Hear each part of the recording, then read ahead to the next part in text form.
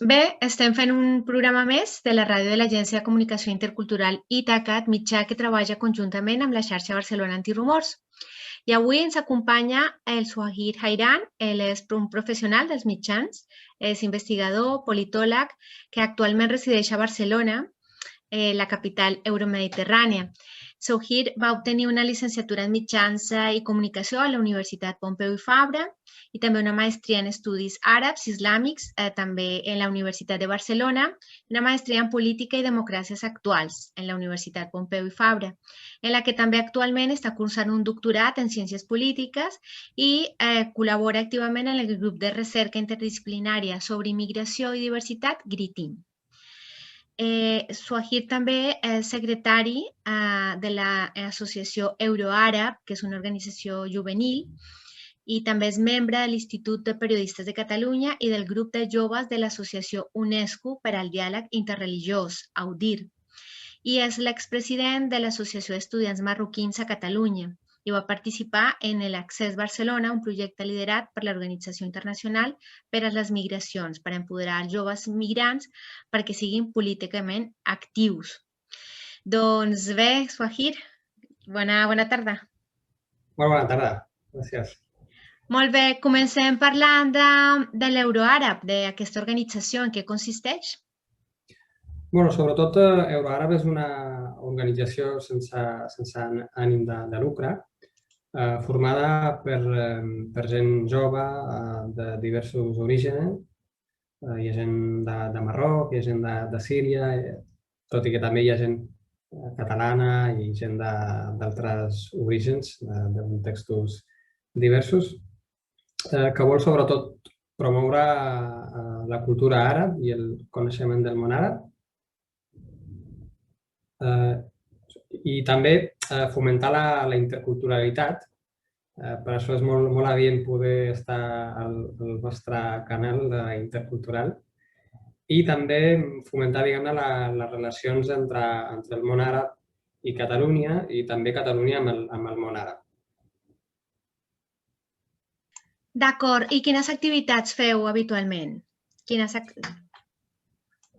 nosaltres normalment fem activitats. Últimament, degut a la situació de la pandèmia, hem organitzat sobretot activitats online de diversos temes. Per exemple, vam organitzar un cicle de l'observació del Dejuni en les diferents tradicions religioses, com són, per exemple, la tradició jueva, la tradició hindú i la tradició catòlica, en quant a l'observació del Dejun, aprofitant que era el mes de Ramadà, el mes de l'observació del Dejun musulmà. També vam organitzar en format online un esdeveniment de debat sobre el tema del Sàhara, amb joves d'origen marroquí i joves saharauis que eren independentistes, i com un dels pocs esdeveniments que es van organitzar, diguem-ne, amb els dos col·lectius, per intentar debatre l'actual conflicte i buscant solucions. I també estem engegant un projecte per a la visibilització dels menors no acompanyats i joves extutelats per la Generalitat de Catalunya, o els joves migrats sols, malauradament degut a l'estigmatització que viuen i a la seva instrumentalització a la política. Hem trobat important un projecte que busqui visibilitzar la seva realitat, els seus somnis, i ho fem. La idea és gravar vídeos per donar-los visibilitat al nostre canal Euroàrab, que nosaltres tenim un canal Euroàrab que és, diguem-ne, el canal de YouTube de l'entitat, que busca precisament donar visibilitat a la diversitat de la ciutat de Barcelona. Fantàstic, molt important.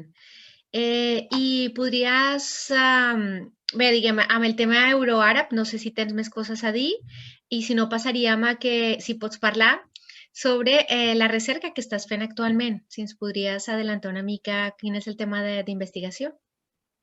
Sí, clar, el meu tema de recerca està sobretot centrat en dues línies. No? Una línia, per una banda, serien els joves emprenedors d'origen marroquí, que no hi ha estudis sobre aquest tema ni a Catalunya ni a nivell de l'Estat, i llavors l'estudi contribueix a la literatura, sobretot buscant la vessant transnacional d'aquests joves d'origen o d'ascendència marroquina. I, per altra banda, analitza o fa un mapeig de les polítiques de la diàspora marroquina que busquen precisament aquests joves per contribuir al desenvolupament al país d'origen, en aquest cas al Marroc, estan sent o continuen residint, diguem-ne, a Catalunya. No? D'alguna manera busca el vessant transnacional, i aquesta és una mica la meva recerca que estic fent. Estic fent ara mateix preparant un article teòric sobre les polítiques de diàspora que es dirigeixen diguem-ne, a la joventut, als joves de la diàspora o als joves que d'alguna manera són nascuts i criats aquí, a Catalunya, tot i ser, diguem-ne, els seus pares d'origen marroquí. Llavors també són joves també catalano-marroquins. D'acord, doncs molt interessant, i espero que quan acabis aquesta investigació ja passis per aquest canal també i ens ho expliquis. I també doncs, un tema que, diguem, aquesta setmana és actualitat i que ho estem veient també des de diferents col·lectius que estan fent campanya per visibilitzar la manca de participació, no perquè no vulguin, sinó perquè no poden, de les persones que no poden exercir en ple la seva ciutadania. I doncs m'has comentat que aquesta setmana organitzareu un esdeveniment que es diu Catalans sense dret a vot. En què consisteix aquest esdeveniment, Swahir? Sí, aquest esdeveniment sobretot busca visibilitzar aquest tema, no?, de les persones estrangeres i migrades que no tenen vot a les eleccions del 14 de febrer. Hi ha estudis o hi ha prop d'entre 800.000 i 1 milió de persones residents estrangeres a Catalunya que no tenen dret a vot, que no tenen dret a decidir a les eleccions catalanes del 14 de febrer, i sobretot volem visibilitzar aquesta realitat perquè es busquin solucions. Les solucions vol dir canviar les lleis, reformar el que calgui, perquè aquestes persones, que són també de diferents orígens, òbviament hi ha persones de Rússia, persones de la Xina, persones de Perú, persones de Colòmbia, de Marroc, d'Algèria, doncs que no tenen aquest dret, tot i residint i pagant els seus impostos a Catalunya. I aquest és una mica el tema que volem tractar, i sobretot amb l'objectiu de visibilitzar, però també de buscar solucions a aquestes qüestions. Amb qui comptareu? Comptareu per fer demà aquest debat? Sí, comptarem amb activistes tant socials com polítics. Són gent, diguem-ne, de la diàspora marroquina, perquè també volíem, com que la diàspora marroquina és molt important a Catalunya, volíem doncs l'oportunitat de poder debatre sobre aquest tema en conjunt i proposar, diguem-ne, solucions, perquè són gent jove, són també gent, diguem-ne, de mitjana edat, i la idea és, com que tots i totes ens dediquem una mica a l'activisme social i polític, és poder tenir incidència, no? Que hi haurà gent de diferents diferents organitzacions, de diferents partits polítics, sobretot per la idea d'arribar a consensos i també aprofitar per fer publicitat d'un acte simbòlic que s'organitzarà justament el dia diumenge a plaça Sant Jaume, respectant, evidentment, les mesures del Covid, sobre fer com un acte com de vot simbòlic, no? És a dir, aquell dia, per a les persones que no poden votar, doncs el dia 14 almenys poden tenir aquest acte simbòlic de visibilització. Swahir, estem parlant de la campanya també que ja des de fa un temps va impulsar la Sàfia? És aquest mateix? No, és una altra. D'acord, d'acord. Sí, és una altra... Sí, la campanya realment de Hija de Migrantes, de les xarxes socials, va aconseguir realment visibilitzar aquesta problemàtica i que es tingui visibilitat. Sobretot, resulta fins i tot més estrany que gent que hagi nascut o criat aquí a Catalunya no tingui dret a vot. Ja és estrany i ja és una anomalia democràtica que gent que sigui resident que no tingui dret a vot, imagina't les persones que han nascut o s'han criat a Catalunya que no tinguin dret a vot. Fins i tot és més intensitat, diguem-ne, l'anomalia democràtica ja existent. D'acord. Llavors, ve que hagin nascut altres iniciatives. Nosaltres deixarem l'enllaç d'una entrevista que vam fer a l'abril del 2019, precisament a la Safia Ladam i a l'Ahmed Nasser, que van impulsar la campanya per al dret a vot dels fills d'immigrants. I doncs bé, com tu dius, això és bastant rellevant. I també, no sé si em podries... Clar, diguem, no es tracta de parlar de cap partit, però sí que fa poc l'entitat que ara el busco, on et vaig veure que també vas participar, va fer un debat dels diferents grups polítics que parlaven sobre migració, sobre refugi. Doncs, mica en mica, aquests debats es van fer evidents perquè hi ha, finalment, en la majoria dels partits, en tots no, hi ha participació de persones d'origen divers dins de les seves files. Doncs m'agradaria saber quina opinió tens d'això i diguem també quina conclusió t'has portat d'aquest debat.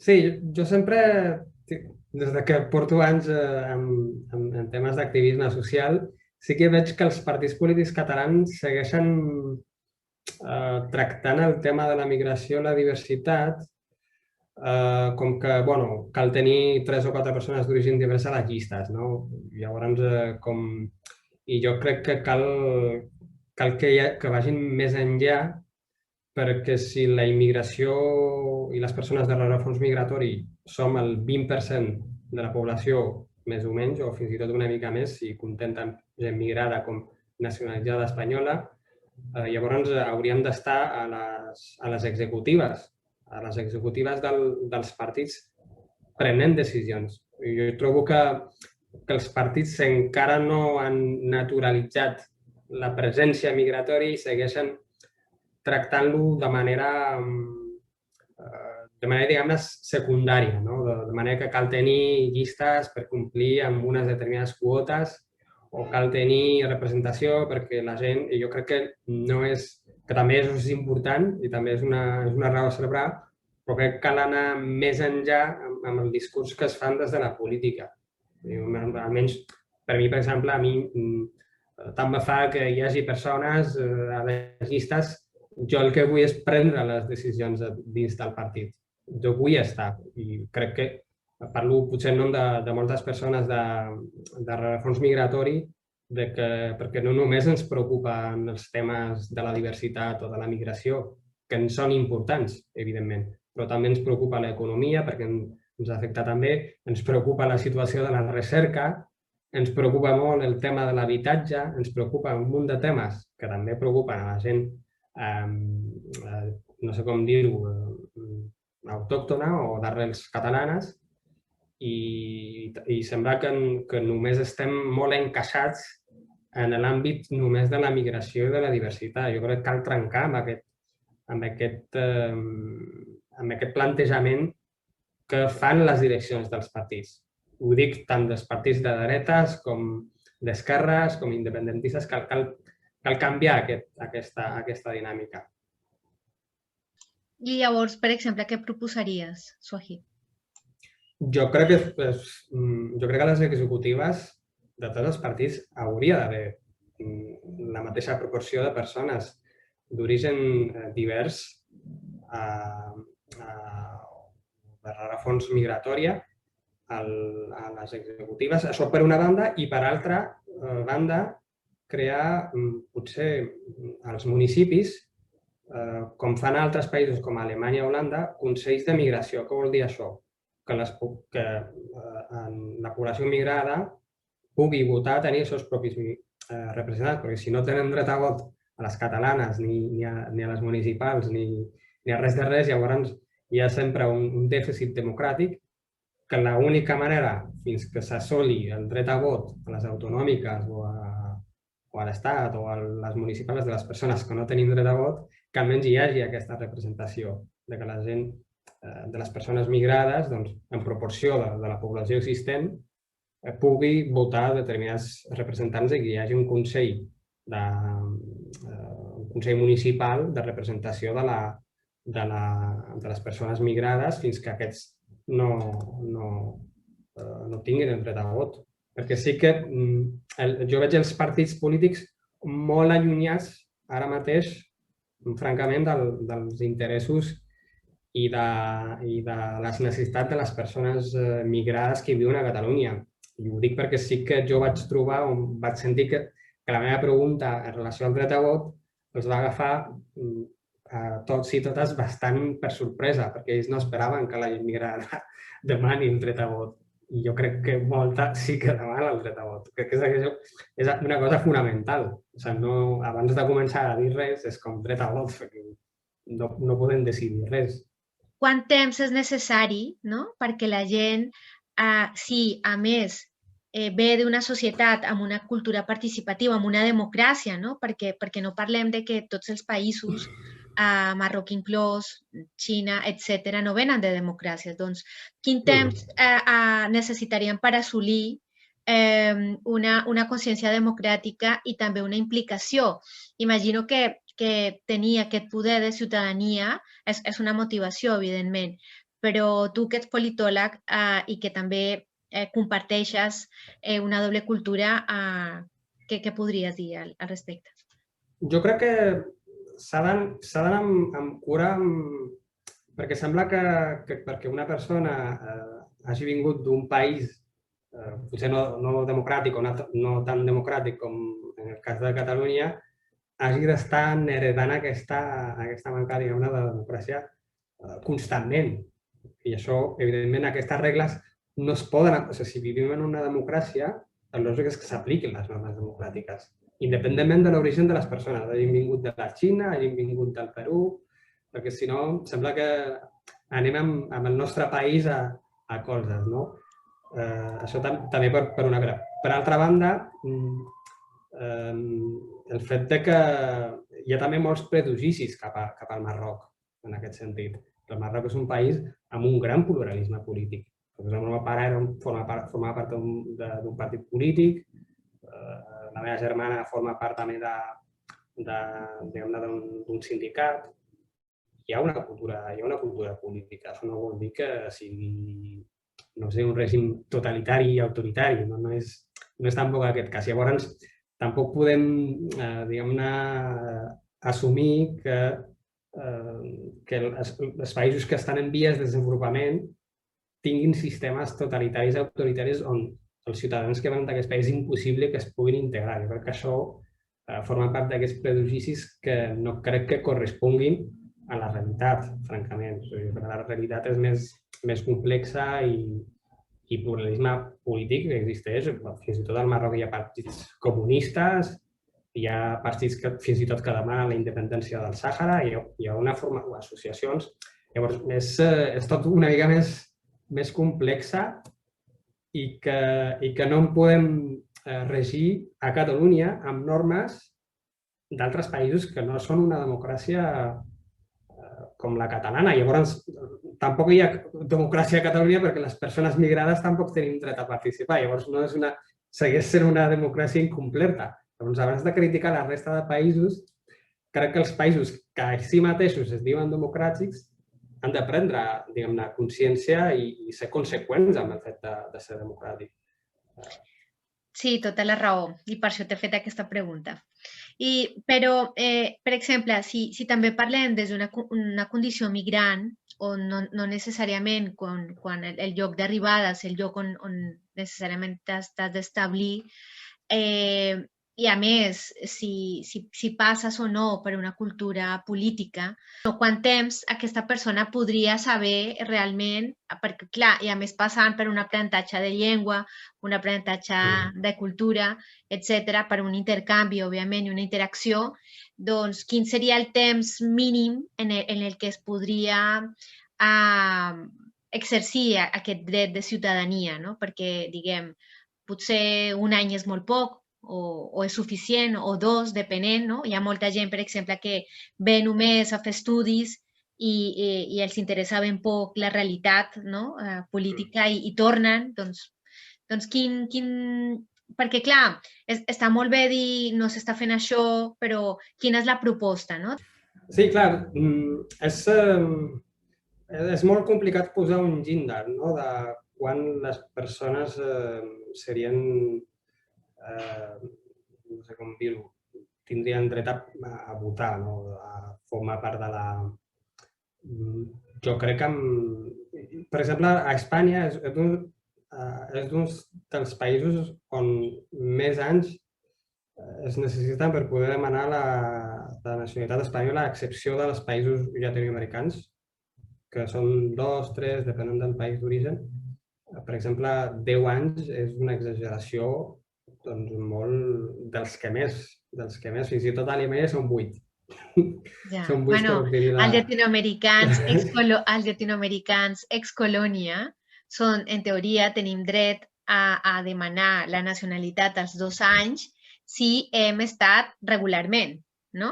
És a dir, si no és així, no. I a més, jo t'ho dic, a mi la nacionalitat em va arribar 10 anys després d'haver arribat aquí. És a dir que 2 anys és només un número, no? Imagina't 10 anys en paper, 10 anys reals seran, no es duplicarà moltes vegades. Sí, això complica. I a més de que és controvertit en el sentit que el Marroc, en bona part, també era protectorat espanyol. D'alguna manera també era colònia, llavors genera certa controvèrsia, de que no hi hagi... Perquè si un mateix argument s'utilitza en altres regions geogràfiques, perquè amb aquesta no se sap per què, però suposo que es parla d'una manera com de discriminació cap a gent àrab o musulmana. Tornant una mica al tema, però és una mica complicat. Jo sé que, per exemple, a països com Bèlgica, amb 5 anys ja pots demanar la nacionalitat. Jo crec que potser Jo crec que ja quan al cap d'un any o 2, jo crec que segur que la gent ja comença a interessar-se per temes de vot i de voler participar al cap de 2 anys, jo crec, residint. Evidentment, si un ve per un estat d'estudis, s'entén que és temporal. Ja és una altra... o per fer un màster o per fer... Però també s'hauria de mirar aquest tema, perquè els estudiants hi ha molts temes que també els hi afecten, sobretot en tema de recerca. El tema de recerca és un tema fonamental, que ja s'ha demostrat que és fonamental i, clar, que no pugui votar una persona que potser té la cura del Covid i que pot decidir quines formacions són les que estan apostant més per la recerca, doncs també pot crear debat. I nosaltres també en Euroàrab, perquè també hem presentat un projecte, precisament volem fer un estudi exploratori amb les poblacions migratòries sobre aquest tema del dret a vot, per entendre una mica les seves necessitats i sense que nosaltres assumim, jo puc assumir que després d'un any o després de 2 la gent vulgui votar. Potser la gent vol votar després de 2 mesos o no, o potser vol votar al cap de 3 anys o 4, no ho sé, per això no puc assumir perquè no sé realment, almenys tenir la nostra idea amb aquest projecte és fer un estudi exploratori per entendre una mica les comunitats d'origen migrant què és el que més o menys volen, no? O com ho veuen ells o elles en quant al tema del dret a vot. Perquè no sigui la típica tema paternalista o de decidir sobre les restes en què sàpiguis exactament, doncs tampoc... Però crec que trobo que és important que hi hagi un debat seriós als mitjans de comunicació, als partits polítics, a les diferents organitzacions sobre aquest tema. I una cosa que estaria bé que ho expliquessis aquí és perquè, a més, m'ho vaig trobar aquesta setmana que vaig anar a una formació en una escola d'una nena d'origen marroquí, però que havia nascut aquí i que no tenia un passaport, un DNI espanyol. Això per què passa, Swahir? Jo crec que pot haver moltes raons. A vegades poden ser raons econòmiques, perquè hi ha uns determinats mínims per poder renovar el tema de residència o demanar nacionalitat. Perquè potser si no s'arriba a aquests mínims no et donen dret o et poden fins i tot refusar la nacionalitat. Jo tinc constància de que hi ha gent que els han denegat el permís de residència o la nacionalitat pel tema purament econòmic, per no arribar a uns mínims que, clar, és un estat que als pensionistes els hi paga 400 euros al mes, però a la persona migrada els pot exigir fins i tot un salari de 900 o 1.000 o en alguns casos fins i tot els extutelats al segon any de fins i tot 2.000 euros al mes. Això es diu cobrar. Són lleis clarament discriminatòries, molt exigents fins a un punt que no es pot entendre ni per pura lògica. Llavors és una qüestió purament de discriminació. Des d'Euroàrab, des del Facebook, a més està anunciat, hi ha una activitat, un esdeveniment que es diu Catalans sense dret a vot, on participa el Swahir Hairan, que està aquí amb nosaltres, i 4 persones més de la diàspora del Marroc, com el Bel ho ha explicat.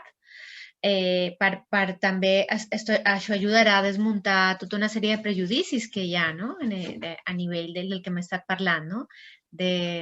Sobre com s'organitzen i quin tipus de participació política hi ha. I una altra pregunta interessant, Swahir, en la teva línia, ja que estàs fent un doctorat, és parlar sobre la diversitat i el reconeixement que hi ha no només dels investigadors, no? Que siguin diversos, ja sigui el tema que sigui, sinó també del coneixement, no? Tota aquesta literatura científica, no? Que es llegeix des d'un lloc eurocèntric. Què penses sobre això?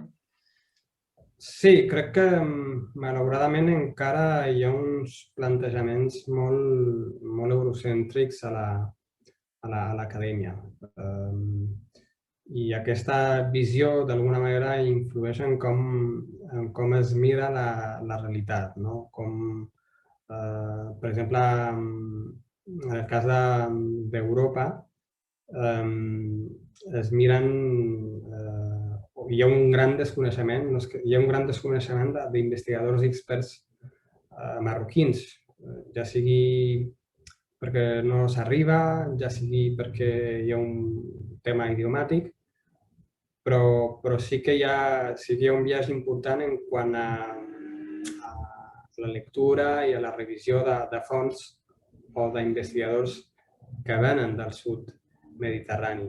Per això és molt important, per exemple, que ara aprofito per parlar de la xarxa Euromed Mig, perquè precisament és una xarxa que la porta el GRITIM, el grup de recerca en migració, que vol unir investigadors de tota la vessant mediterrània, perquè hi hagin també visions dels països mediterranis. Per exemple, hi ha un tema que s'ignora i és que la major part dels refugiats sirians són a països que no són europeus, a països com Turquia, com Jordània, i això forma part també de que els autors o els investigadors d'aquests països doncs, no tenen cabuda, sembla que no tenen cabuda a Europa. Llavors, això contribueix d'alguna manera a les visions esbiaixades i els prejudicis existents, diguem-ne, dels països europeus